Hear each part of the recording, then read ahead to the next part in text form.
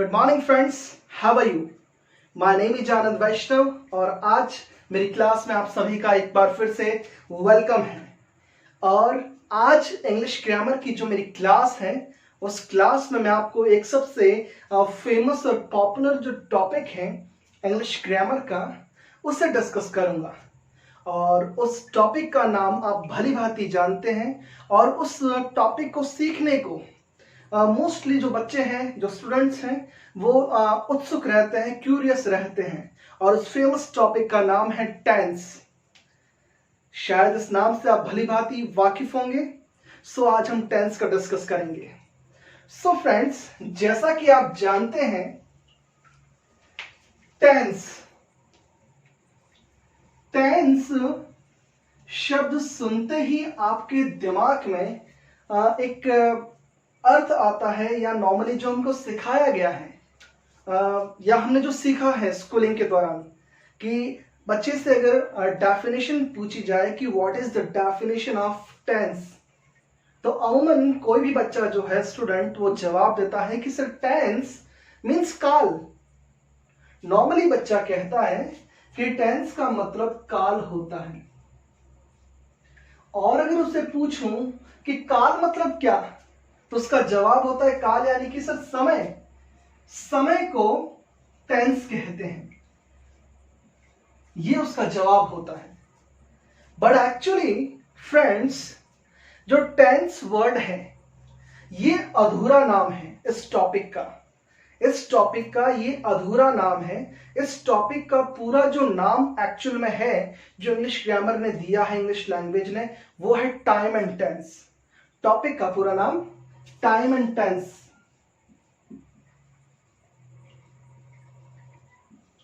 तो फ्रेंड्स, एक बात बताइए कि अगर टेंस का अर्थ काल या समय होता है, तो इसके आगे एक शब्द इंग्लिश ने और दिया है जिसका नाम है टाइम।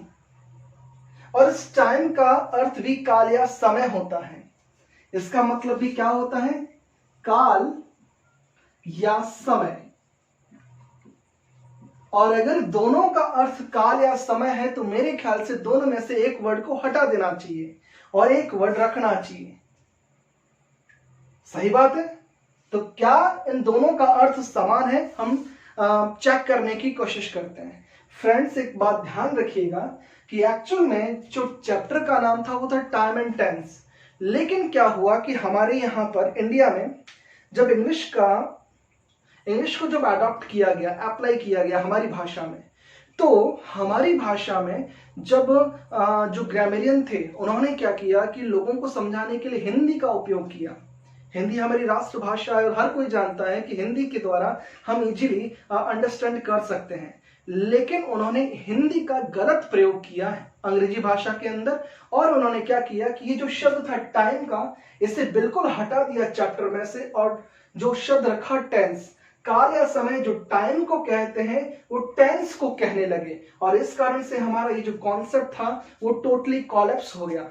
जो टेंस का जो कॉन्सेप्ट इतना इजी कॉन्सेप्ट था समझने की दृष्टि से, एक्सप्लेन की दृष्टि से, वो बहुत ही क्रिटिकल हो गया। इसलिए एक्चुअल में आज के बाद में आप ध्यान रखिएगा कि टेंस का अर्थ काल या समय नहीं होता है। टेंस का अर्थ होता है a proper form of the verb. क्या अर्थ होता है? A proper form of the verb.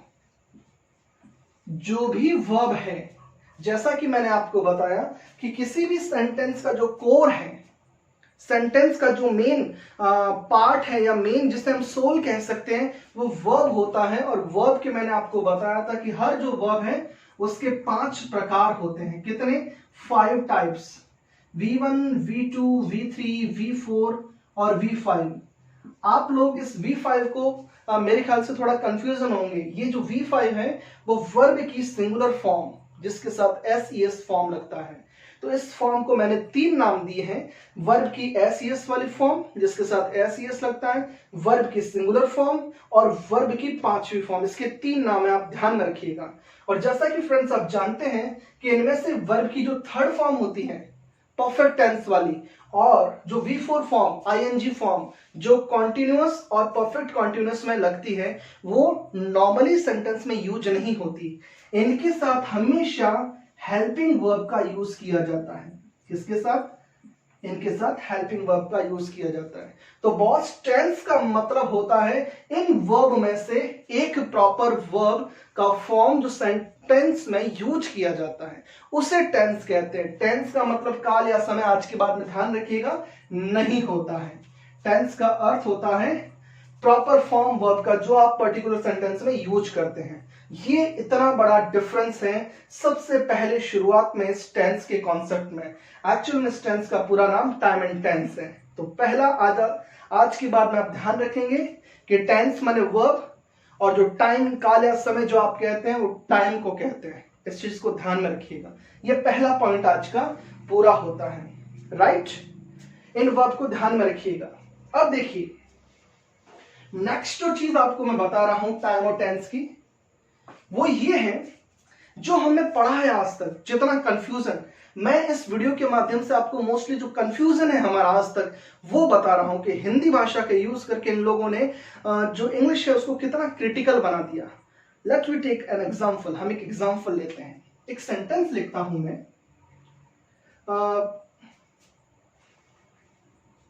वह खाना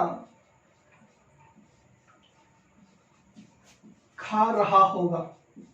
एक सेंटेंस है, वह खाना खा रहा होगा। और एक और सेंटेंस लिखता हूं मैं, वह खाना खा चुका होगा। एक सेंटेंस दो लिखे मैंने, और जैसा कि हमें सिखाया गया है कि यहां रहा होगा, रही होगी, रहे होगी लिखा है, और चुका होगा, चुकी होगी, चुके होगे, तो हमें सीधा ये कहते हैं कि तो फ्यूचर का है। और इसको इंग्लिश में अगर आप लिखते हो तो हमें सिखाया गया है कि इसको he will be eating food. ये इसका हमें कहा गया है, ये इसका इंग्लिश होता है। ओके, देखते हैं। और ये जो सेंटेंस है उसका जो इंग्लिश है वो ये है कि he will have eaten food। ये इसका इंग्लिश करवाया गया। नॉर्मली जब भी फ्यूचर पढ़ाया गया, फ्यूचर कॉन्टिन्यूअस और फ्यूचर परफेक्ट, तो उसका इंग्लिश ये हमें करवाया गया। पहले हिंदी का सेंटेंस, फिर उसका इंग्लिश का सेंटेंस। बॉस एक बात बताइए, ये जो दोनों सेंटेंस जो है, क्या इन दोनों सेंटेंस में आपको फ्यूचर दिखाई दे रहा है? क्योंकि मेरे हिसाब से फ्यूचर का जो डेफिनेशन होता है वो ये होता है कि कोई ऐसा कार्य जो आप आने वाले समय में करोगे, राइट। कोई ऐसी प्लानिंग, कोई ऐसे वर्क की, कोई ऐसे टास्क की प्लानिंग, कार्य की जो आप आने वाले समय में करोगे। क्या आपको इन दोनों सेंटेंस में कोई काम की प्लानिंग नजर आ रही है? कोई ऐसा कार्य जो आप फ्यूचर में करोगे? चेक करते हैं। सेंटेंस है वह खाना खा रहा होगा, ये हम सेंटेंस कब बोलते हैं? ये सेंटेंस क्या हम फ्यूचर के लिए यूज करते हैं? एक छोटी सी सिचुएशन है, दो फ्रेंड्स हैं, मार्केट में खड़े हैं और वो अपने तीसरे फ्रेंड्स का इंतजार कर रहे हैं। तो दोनों जो फ्रेंड्स हैं वो आपस में बतिया रहे हैं, बातें कर रहे हैं। तो पहला फ्रेंड्स है वो दूसरे फ्रेंड से कह रहा है कि यार वो तीसरा अपना जो फ्रेंड है वो क्यों नहीं आया? तो जो सेकंड नंबर का फ्रेंड साथ में खड़ा है वो उस थर्ड फ्रेंड के बारे में जानता है, इसलिए वो कह रहा है कि भाई वो तो नहीं आएगा। तो फर्स्ट वाला बोलता है क्यों नहीं आएगा भाई? तो सेकंड वाला कहता है कि बॉस वो इस टाइम खाना खा रहा होगा इसलिए वो नहीं आएगा। क्या बोलता है? वो खाना खा रहा होगा। ये कब?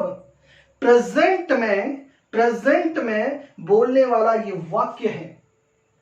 और प्रेजेंट में भी क्या अनुमान, पॉसिबिलिटी जाहिर हो रही है कि वो खाना खा रहा होगा। तो ये जो सेंटेंस है वो फ्यूचर नहीं बता रहा है। इस सेंटेंस का अगर टाइमिंग पूछूं मैं तो वो फ्यूचर नहीं होकर इस सेंटेंस का जो टाइमिंग है बॉस वो है पॉसिबिलिटी। क्या है? ये पॉसिबिलिटी बता रहा है। पॉसिबिलिटी प्लस प्रेजेंट, इसका जो टाइमिंग है वो पॉसिबिलिटी प्लस प्रेजेंट का है। इसी प्रकार से नीचे का सेंटेंस देखिए, ये हम कब बोलते हैं? वह खाना खा चुका होगा। फ्यूचर के लिए बोलते हैं। आप इमेजिन कीजिए, आप सोचिए जरा इसको कि वह खाना खा चुका होगा कब, फ्यूचर में या पास्ट का यह अनुमान है कि कोई घटना पास्ट में हो गई होगी और उसका यह अनुमान लगा रहा है। और इसका अगर टाइमिंग पूछूं मैं आपको तो इसका टाइमिंग भी पॉसिबिलिटी प्लस पास्ट है। क्या है? पास्ट। और अंग्रेजी कहती है कि अगर किसी सेंटेंस में आपको अनुमान बताना है, पॉसिबिलिटी जाहिर करनी है, तो वहां पर ये जो फ्यूचर लिखा हुआ है ये नहीं आकर वहां पर मॉडल का यूज किया जाता है, मे और माइट। मे, माइट ये जो मॉडल होते हैं ये पॉसिबिलिटी जाहिर करते हैं और आप इनको यूज कीजिए। इसलिए ये सेंटेंस आज के बाद में फ्यूचर में नहीं लिखा जाएगा, ये सेंटेंस लिखा जाएगा ही मे या माइट बी ईटिंग फूड और ही मे या माइट हैव ईटन फूड। ये है लॉजिक। हिंदी में आइडेंटिफिकेशन बता दी गई, रहा होगा, चुका होगा, और इसके आधार पर हमको बताया गया कि ये फ्यूचर होगा। बॉस ये फ्यूचर है? ये फ्यूचर है ही नहीं। इसीलिए ये कंफ्यूजन है, हिंदी भाषा का गलत यूज किया गया हमारे इंग्लिश के अंदर, इसलिए हमारी इंग्लिश और हिंदी दोनों कमजोर रही। अंडरस्टैंड? और इस प्रॉब्लम को आज के बाद में आप दूर करने की कोशिश करें। मैं आज आपको टाइम टेंस पढ़ा नहीं रहा हूं, टाइम टेंस में कितना कंफ्यूजन है वो बता रहा हूं, उसे सही करने की कोशिश कर रहा हूं। राइट? तो ये आज आपके बारे में ध्यान में रखें। एक और नेक्स्ट आपको एग्जांपल देता हूं जो कंफ्यूजन का कारण बना हुआ है और इस कारण से हमारे जो हिंदी मीडियम के स्टूडेंट्स हैं वो इंग्लिश को सीख नहीं पाते हैं। ओके, एक सेंटेंस देता हूं, ही इट्स फूड, और यहां मैं लिखता हूं टुडे, और एक सेंटेंस में लिखता हूं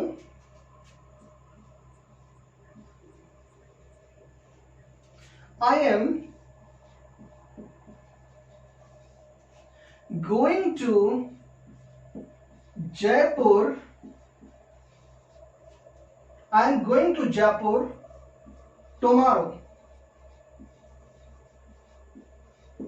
हमें सेंटेंस में ये दो सेंटेंस लिखे एग्जाम्पल के तौर पर, और आपका ध्यान सबसे पहले इसकी वर्ब पर जाएगा।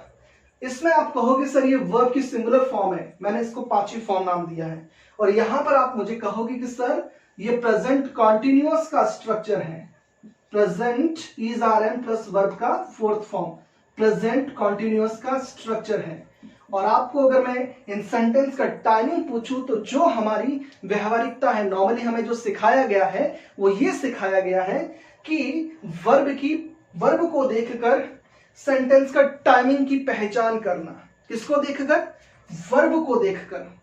और आप देखिए यहां दोनों में वर्ब जो है वो प्रेजेंट की डाल रखी है, और इसलिए अमूमन बच्चा क्या कहता है कि सर ये भी प्रेजेंट का वाक्य है और ये भी प्रेजेंट का वाक्य है, और इसी कारण से हमारा सेंटेंस गलत हो जाता है, क्योंकि हमें टाइम तो पढ़ाया नहीं गया है। ये जो है इसे टेंस कहते हैं, टेंस यानी कि वर्ब का फॉर्म। और इस सेंटेंस का अगर मैं टाइमिंग पूछूं तो आपको वर्ब नहीं देखनी है, इस सेंटेंस में आपको डायरेक्टली या इनडायरेक्टली टाइम दिया होगा, और उस टाइम के इंडिकेशन के आधार पर आपको सेंटेंस का टाइमिंग डिसाइड करना पड़ेगा। और फर्स्ट वाले सेंटेंस में टाइमिंग मैंने टुडे दे रखा है, टुडे यानी कि आज, और ये फ्यूचर का एक टाइम वर्ड है। वैसे कि वैसे I am going to Jaipur tomorrow, ये भी एक फ्यूचर का टाइम वर्ड है, ये दोनों फ्यूचर के टाइम वर्ड है, और ये टाइम वर्ड ये बता रहे हैं कि दोनों सेंटेंस का जो टाइमिंग है वो फ्यूचर है। अंडरस्टैंड? दोनों सेंटेंस का जो टाइमिंग है वो फ्यूचर है। इसलिए आज के बाद में ध्यान में रखें कि ये सेंटेंस का वर्ब देखकर आप डिसाइड ना करें कि सेंटेंस का टाइमिंग क्या होगा। और अगर सेंटेंस को हिंदी में समझेंगे ना तो आपको शुद्ध हिंदी करने की जरूरत नहीं है, क्योंकि हिंदुस्तान में 95% 99% लोग शुद्ध हिंदी यूज नहीं करते हैं। आप कभी खाना खाते हैं, खाना खा लिया और आपको कोई पूछता है तो आप उसको ऐसे बोलते हैं कि मैं खाना खा चुका हूं, बोलते हैं क्या? आप बोलते हैं मैंने खाना खाया। मैंने खाना खा लिया है, नहीं मेरा तो हो गया, नहीं मैंने तो खाना ले लिया। आपने कभी शुद्ध हिंदी का प्रयोग किया है? अगर वहां पर आप शुद्ध हिंदी का प्रयोग नहीं कर रहे हो तो आप इंग्लिश को सीखते वक्त शुद्ध हिंदी का प्रयोग क्यों करते हो? आपको नहीं करना चाहिए। आपको सिर्फ सेंटेंस का टाइमिंग सीखना है, सेंटेंस की सिचुएशन क्या है, अगर वो आप सीख जाओगे आपका इंग्लिश इजी हो जाएगा। ये जो सेंटेंस है ये फ्यूचर का है, ये भी सेंटेंस है ये फ्यूचर का है। कैसे? I am going to Jaipur tomorrow, मैं जयपुर कल जाऊंगा। इसका जो फ्यूचर इंडेफिनिट हम सीखते हैं I will go to Jaipur tomorrow, वो और ये दोनों स्ट्रक्चर सेम है। क्यों? क्योंकि प्रेजेंट कंटिन्यूस के साथ में मैंने अलग टाइम रखा फ्यूचर का, और इस कारण से ये पूरा जो सेंटेंस है वो प्रेजेंट नहीं दिखाकर फ्यूचर दिखा रहा है, और that is called time and tense. अब देखिए ये टाइम है और ये टेंस है, और टाइम से टेंस गाइड होता है, टाइम से टेंस गाइड हुआ है। यहां पर टाइम के अकॉर्डिंग सेंटेंस को हमने क्या कहा है, हमने टेंस को लिखा है, और यहां पर भी टाइम के अकॉर्डिंग टेंस गाइड हो रहा है। देखिए टाइम का इंपॉर्टेंस है या टेंस का इंपॉर्टेंस है, यानी कि वर्ब का इंपॉर्टेंस है, इंपॉर्टेंस टाइम का है। इसीलिए टेंस को अगर पढ़ाया जाए तो उसे टाइम की एस्पेक्ट से पढ़ाना चाहिए। टेंस में अगर कोई सीखने की चीज है तो वो है टाइमिंग। बंदे को आप टाइमिंग सिखाइए, हर स्ट्रक्चर में बंदा टेंस को इजीली करेगा। सो फ्रेंड्स, मैंने मेरे छोटे से इस वीडियो में स्टार्टिंग किया है, और जो कंफ्यूजन है थोड़ा सा टाइम को और टेंस को लेकर मैंने यहां पर डिस्कस किया है। आपको अगर ये अच्छा लगता है तो आप प्लीज इसे सब्सक्राइब कीजिए, इसे लाइक कीजिए, और अपने बंदों में जो इसे सीखना चाहते हैं एक्चुअल में कॉम्पिटिटिव इंग्लिश, उन सभी को भेजिए, उन सभी को सेंड कीजिए और मेरे साथ जुड़िए। मेरी क्लास का नाम है आरंभ क्लासेस और मेरा नाम है आनंद वैष्णव। सो फ्रेंड्स, आज के लिए इतना ही, और भी जो कंफ्यूजन है मैं नेक्स्ट वीडियो में आपके लिए लेकर आऊंगा। सो मिलते हैं नेक्स्ट वीडियो में। Thank you.